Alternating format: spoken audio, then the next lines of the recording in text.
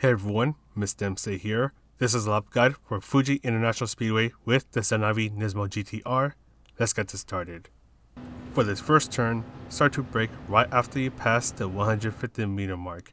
Brake as much as you can and try to get the car to rotate quickly around the apex. Slowly start to accelerate while on second gear to make sure that the rear wheels don't spin too much. Bring yourself to the right and look for an orange marker that is in between the 100 and the 50 meter mark.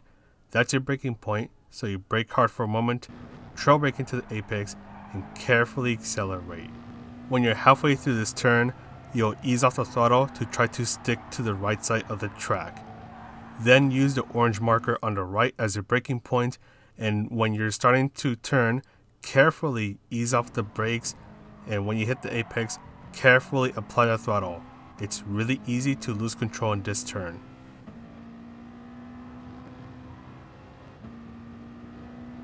Use the Dunlop sign above you as your braking point. Brake as much as you can. Take advantage of the apex while maintaining two wheels on the track or on the curbs. Carefully accelerate your way around. Short shift if needed to maintain control of the car.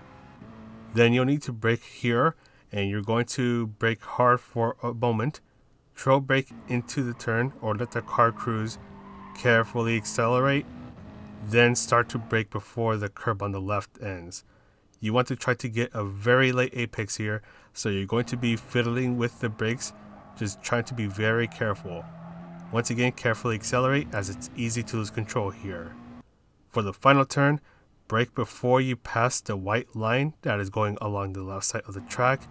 Go a bit wide so you can get a very late apex, slowly start to accelerate, and you are good to go.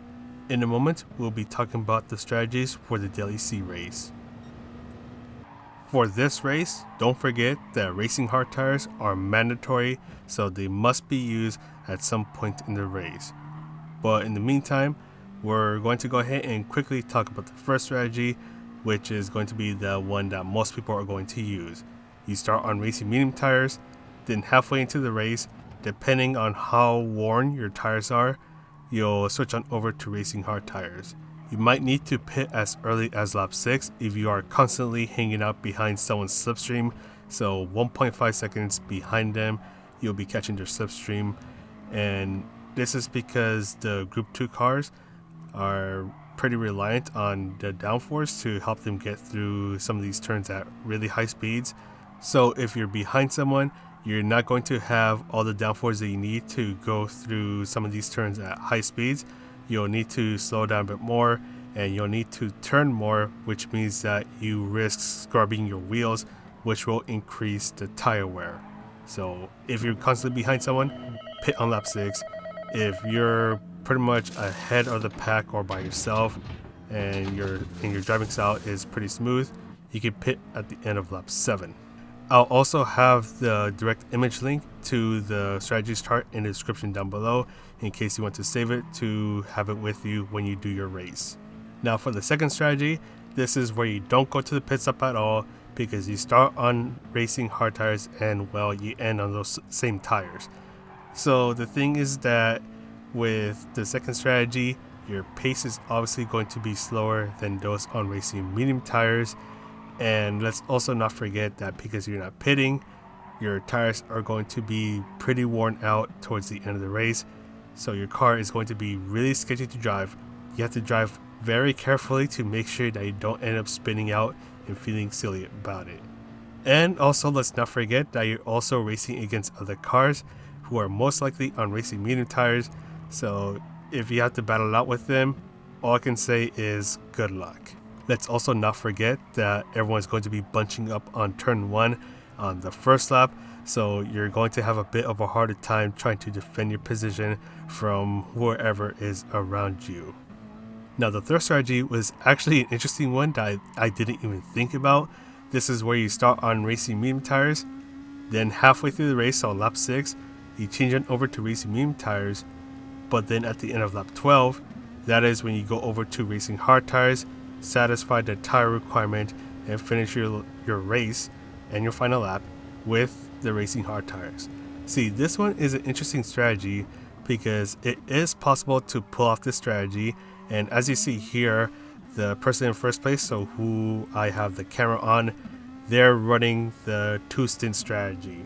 Now the thing is that this is a bit of a gamble because you have to push even harder than those around you, and to really pull this off you need to build a significant gap between you and second place. In this case, I'm the one in second place.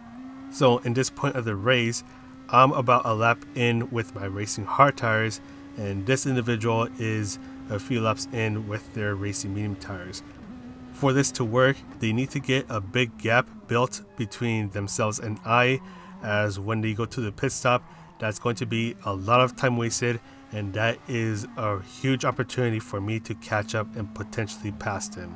And in this specific race, I actually do end up passing them, and I ended up finishing about 4 seconds ahead of this individual. And once again, this strategy is definitely possible to pull off. It's just that you need to be at a faster pace than those around you, especially when they are on racing hard tires. So if you want a nice little challenge, you can definitely try this strategy, the 2-stop strategy.